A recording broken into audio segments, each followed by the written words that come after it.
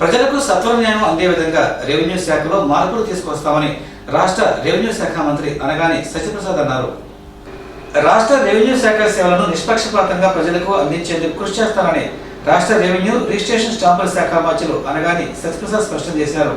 రాష్ట్ర సచివాలయం 4వ భవనంలో గురువారం వేద పండితుల ఆశీర్వచనాల మధ్య రాష్ట్ర రెవెన్యూ శాఖ మంత్రిగా పదవి బాధ్యతలు చేపట్టారు. ఈ సందర్భంగా మంత్రి మాట్లాడుతూ రాష్ట్ర రెవెన్యూ శాఖ ద్వారా ప్రజలకు అందించే వివిధ రకాల సేవలను మరింత పారదర్శకంగా అమలు చేసి రెవెన్యూ శాఖను దేశానికి ఆదర్శంగా ఉండేలా కృషి చేస్తున్నట్లు చెప్పారు. ప్రస్తుతం భూముల రీసర్వేలో రైతులు ఎదుర్కొంటున్న వివిధ సమస్యలను పరిష్కరించేందుకు తగిన చర్యలు తీసుకుంటామని అన్నారు. రెవెన్యూ శాఖలో జవాబుదారీతనాన్ని పెంపొందించే విధంగా అవసరమైన చర్యలు తీసుకుంటామని మంత్రి సత్యప్రసాద్ పేర్కొన్నారు. రాష్ట్రంలో త్వరలో రెవెన్యూ సిబ్బందికి శిక్షణ ఇచ్చేందుకు ప్రత్యేక అకాడమీని ఏర్పాటు చేయనున్నట్లు ఆయన తెలిపారు. జూన్ 20వ తేదీన రెవెన్యూ దినోత్సవం సందర్భంగా మంత్రి కేక్ కట్ చేసి శుభాకాంక్షలు తెలిపారు. వివిధ రకాల సర్టిఫికెట్లకే ప్రజలు రెవెన్యూ కార్యాలయాల చుట్టూ తిరగాల్సిన అవసరం లేకుండా నిర్ణీత కాల వ్యవధిలో సర్టిఫికెట్ల జారీకి తగిన చర్యలు తీసుకుంటామని చెప్పారు. భూ రికార్డులో ఎవరికి వారు నచ్చిన విధంగా మార్పులు చేర్పులకు అవకాశం లేకుండా బ్లాక్ చైన్ టెక్నాలజీలో రెవెన్యూ రికార్డుల నిర్వహణకు చర్యలు తీసుకుంటామని అన్నారు. కోర్టు కేసుల సమర్థ నిర్వహణకు ఆన్లైన్ రెవెన్యూ కోర్టు విధానాన్ని తీసుకురానున్నట్లు రెవెన్యూ శాఖ మంత్రి సత్యప్రసాద్ తెలిపారు. రెవెన్యూ శాఖ ద్వారా ప్రజలకు మరెన్నో మెరుగైన సేవలు సకాలంలో అందించేందుకు వీలుగా తగిన చర్యలు తీసుకున్నట్లు మంత్రి తెలిపారు. ఈరోజు నాకు ఈ యొక్క గురుతర బాధ్యత అప్పచెప్పినటువంటి గౌరవ ముఖ్యమంత్రి గారికి నారా చంద్రబాబు నాయుడు గారికి నా యొక్క ప్రత్యేకమైనటువంటి కృతజ్ఞతలు. అలాగే కుటుంబ సభ్యుడిలాగా అలాగే ఒక కొడుకులాగా భావించినటువంటి రేపల్లి నియోజకవర్గ ప్రజలకి అందరికీ కూడా నా శిరస్సు ఉంచి వారికి కూడా నమస్కారాలు తెలియజేసుకుంటా ఉన్నాను. ఈరోజు అతి ముఖ్యమైన శాఖ రెవెన్యూ అలాగే స్టాంప్స్ అండ్ రిజిస్ట్రేషన్ శాఖ. అంత పెద్ద పోర్ట్ఫోలియో నేను ఎప్పుడు ఊహించలేదు కదా. ఒక నమ్మకంతో ఒక బాధ్యతతో మా ముఖ్యమంత్రి గారు నాకు ఆ గుర్తింపునిచ్చారు. తప్పకుండా ఏదైతే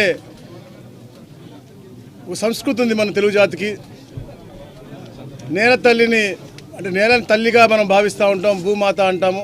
అలాంటి డిపార్ట్మెంట్ రావటం, ఎంతో మంది రైతులకి ప్రజలకి సేవ చేసే అవకాశం కలగటం నిజంగా చాలా ఆనందదాయకం. తప్పకుండా ఏదైతే రెవెన్యూ డిపార్ట్మెంట్లో ఉన్నటువంటి పాలసీలన్నీ కూడా క్షేత్రస్థాయిలో పేద ప్రజలందరికీ కూడా మంచి చేసే విధంగా వారికి అందరికి కూడా ఇప్పుడు కూడా అన్ని సౌకర్యాలు అందుబాటులో ఉండే విధంగా చేయాలని చెప్పే లక్ష్యంతోనే ఒక టీం వర్క్గా మేము అందరం కూడా ఏర్పాటయ్యి తప్పకుండా చేసుకుంటూ ముందుకెళ్తాము.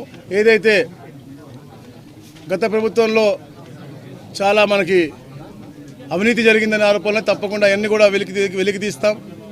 ఏదైతే కబ్జాలకు గురైనాయో, ఏదైతే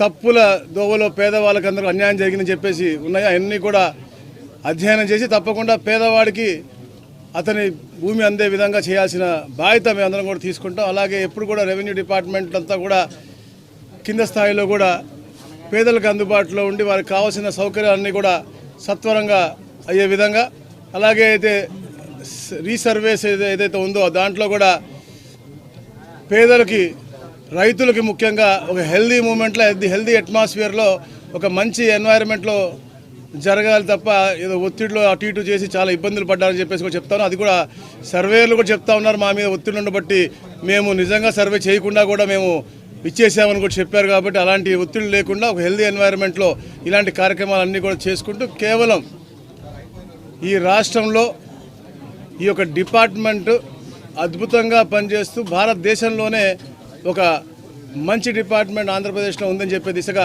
మేమందరం టీం వర్క్గా మేము కానీ మా అధికారులందరూ కూడా కలిసి తప్పకుండా ముందుకెళ్తామని చెప్పేసి కూడా తెలియజేసుకుంటూ ఈ యొక్క అవకాశం కల్పించిన ఈ రాష్ట్ర ప్రజలకు మా ముఖ్యమంత్రి గారికి, లోకేష్ గారికి, పవన్ కళ్యాణ్ గారు అందరికీ కూడా ప్రత్యేకంగా నా యొక్క కృతజ్ఞతలు తెలియజేసుకుంటా ఉన్నాను.